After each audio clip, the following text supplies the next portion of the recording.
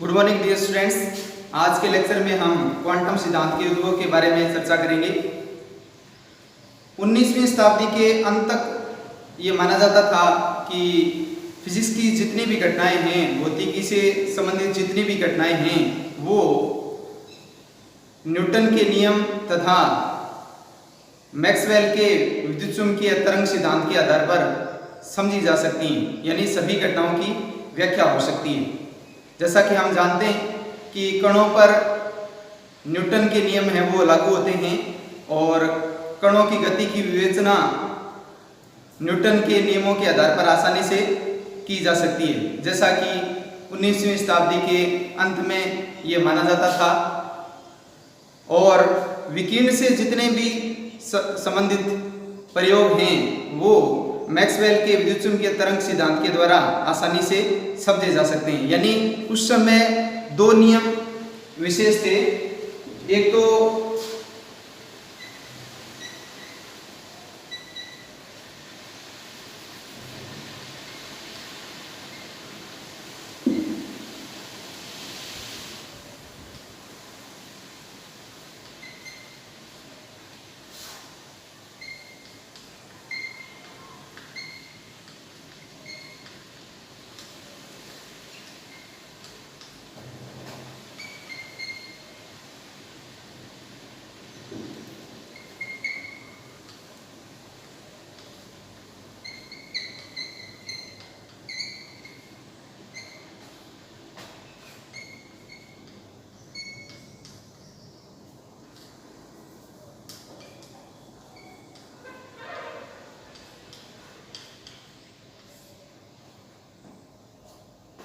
Newton के नियम तथा मैक्सवेल का विद्युत चुंबकीय तरंग सिद्धांत।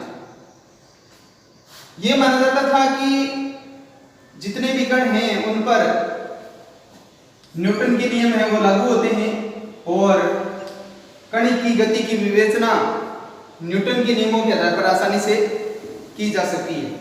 और विकिरण की बात करें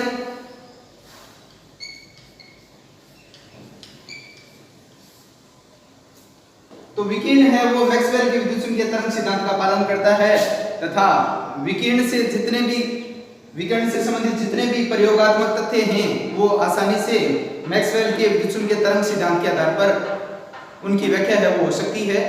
लेकिन 19वीं शताब्दी के बाद की बात करें, यानी 20वीं शताब्दी के प्रथम चतुर्थांश की बात करें, तो उसमें कुछ ऐसे प्रयोगात्मक तथ्य सामने आए जिनकी व्याख्या इन दो सिद्धांतों के आधार पर हम नहीं कर सकते।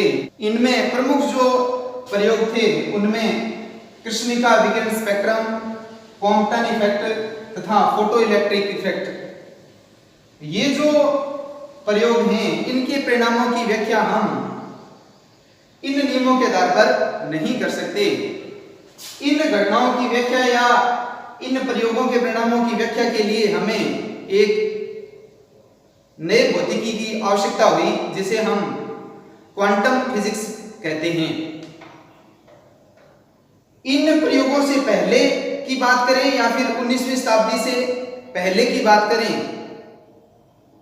यानी जिन घटनाओं की व्याख्या न्यूटन के नियम तथा मैक्सवेल के विद्युत चुंबकीय तरंग सिद्धांत के आधार पर की जा सकी थी, उससे संबंधित जो फिजिक्स है उसे हम क्लासिकल फिजिक्स कहते हैं। यानी 1900 से पहले की जो फिजिक्स या 19वीं शताब्दी के पहले की जो फिजिक्स है उसे हम क्लासिकल फिजिक्स या चिरसम्मत भौतिकी कहते हैं तथा 19वीं शताब्दी या 1900 से बाद की जो फिजिक्स है उसे हम क्वांटम फिजिक्स कहते हैं या क्वांटम भौतिकी के नाम से जाना जाता है। जैसा कि हमने चर्चा की कि कृष्णिका विकिरण स्पेक्ट्रम की व्याख्या, कॉम्पटन इफेक्ट की व्याख्या तथा प्रकाश विद्युत प्रभाव की जो व्याख्या है वो हम क्लासिकल फिजिक्स के नियमों के आधार पर नहीं कर सकते। हालांकि कृष्णिका विकिरण स्पेक्ट्रम की व्याख्या के लिए वीन तथा रेले-जीन्स ने क्लासिकल फिजिक्स के नियमों के आधार पर नियम दिए, जिन्हें क्रमशः वीन का विकिरण नियम तथा रेले-जीन्स का विकिरण नियम के रूप में हम जानते हैं। लेकिन इन नियमों के आधार पर ब्लैक बॉडी या कृष्णिका विकिरण स्पेक्ट्रम की व्याख्या वो नहीं कर पाए। यानी वीन नामक वैज्ञानिक ने सबसे पहले प्रयास किया, उसके बाद रेले जीन्स आए,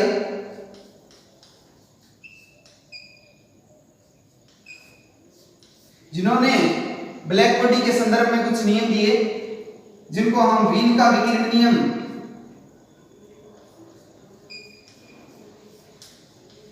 तथा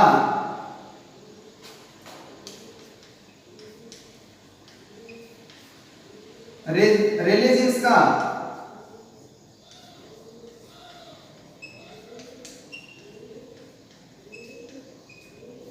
विकिरण नियम के रूप में जानते हैं। लेकिन ये दोनों ही जो नियम हैं वो क्लासिकल फिजिक्स के नियमों पर आधारित है। इसके कारण ये जो वैज्ञानिक हैं वो कृष्णिका विकिरण स्पेक्ट्रम की व्याख्या है वो नहीं कर पाए।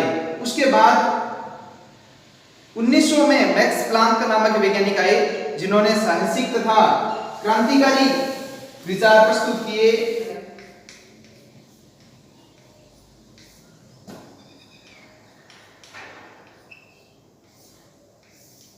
जिन्होंने विकिरण का क्वांटम सिद्धांत दिया।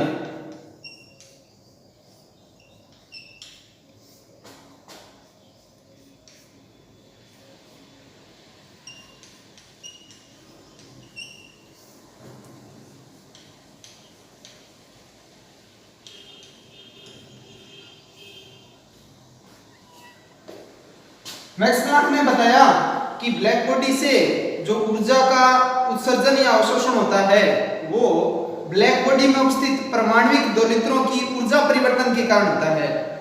यानी ब्लैक बॉडी से ऊर्जा का अवशोषण या उत्सर्जन होगा वो इसलिए होता है क्योंकि ब्लैक बॉडी में क्या स्थित है, परमाणु स्थित हैं, वो परमाणुक दोलित्र की भांति व्यवहार करते हैं और उनकी जब ऊर्जा में परिवर्तन होता है तो ब्लैक बॉडी से ऊर्जा या तो उत्सर्जित होती है या फिर अवशोषित होती है।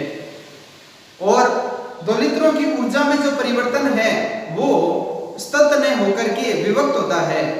जिस न्यूनतम ऊर्जा का विनिमय या एक्सचेंज हो सकता है वो hν होती है तथा दोलित्र की ऊर्जा में जो परिवर्तन है वो hν के पूर्णांक गुणज के रूप में ही हो सकती है।